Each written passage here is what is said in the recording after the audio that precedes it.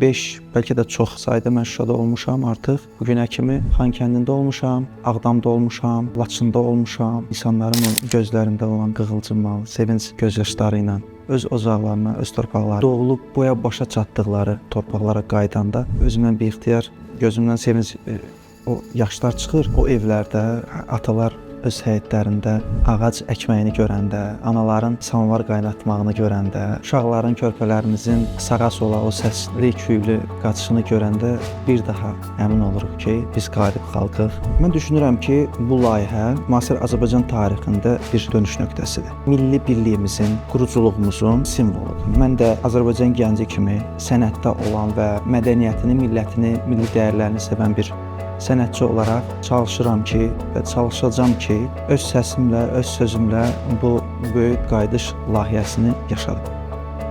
Böyük qayıdış qürurlandırır.